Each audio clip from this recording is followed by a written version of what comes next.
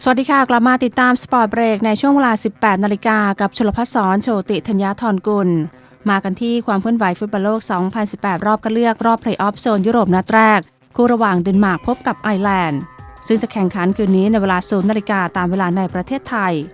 อาเก้ ฮาไรเดเทรนเนอร์ของโคนมเดนมาร์กพาทีมมาลุ้นเพลย์ออฟในฐานะรองแชมป์กลุ่ม E โดยส่งท้ายรอบคัดเลือกด้วยการเสมอกับโรมาเนีย 1-1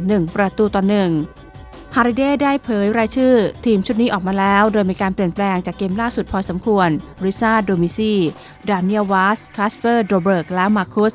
อิงวาเซนเป็น4 รายล่าสุดที่หลุดโผไป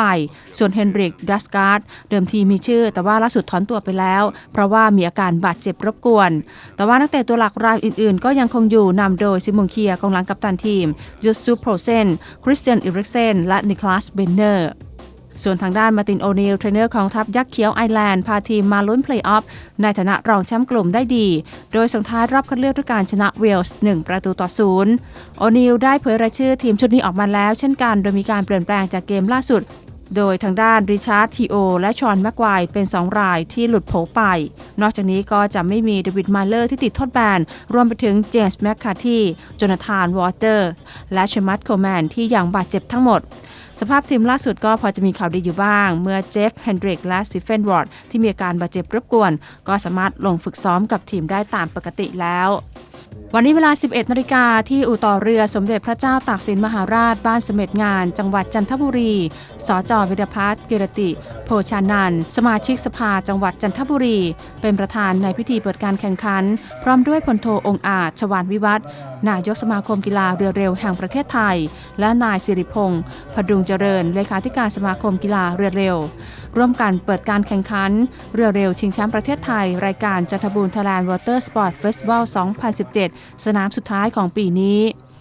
สำหรับการแข่งขันในครั้งนี้มีจุดประสงค์เพื่อรักษาฟื้นฟูภูมิปัญญาของไทยในการใช้เรือยาวในการสัญจรและสร้างกระแสการท่องเที่ยวในประเทศไทย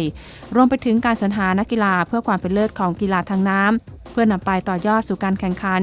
ในระดับประเทศอาเซียนและนานาชาติต่อไปซึ่งโปรแกรมการแข่งขันประเภทเรือเครื่องหางยาวแข่งระหว่างวันที่ 10-11 พฤศจิกายนและประเภทเรือเร็วสากลแข่งขันระหว่างวันที่ 12-13 พฤศจิกายนนี้มาต่อกันที่ช่วงของฮอตสปอร์ตสื่อกีฬาชั้นนำแดงกระทิงดูรายงานข่าวอังเด เอเดล่ากองกลางชาวสเปนิชของแมนเชสเตอร์ยูไนเต็ดกำลังตกเป็นเป้าหมายการเสริมทัพของแอตเลติโก มาดริดโดยปัจจุบันนักเตะเหลือสัญญากับทีมปีศาจแดงไม่ถึงปีลิเนล เมสซี่กองหน้าตัวเก่งของบาร์เซโลนาตัวเป็นข่าวสุดชุนอาดาตูรานไม่ฝืนเพื่อนร่วมทีมไม่ยอมย้ายไปไหนทั้งที่ไร้อนาคตกับสโมสรแน่นอนแล้วเชื่อว่าสาเหตุเนื่องจากนักเตะชาวตุรกีอยากรับเงินก้อนโตกับทัพเจ้าบุญทุ่มต่อไปถึงแม้ว่าเวลานี้การาตาสรายสนใจคว้าตัวกลับทีมก็ตาม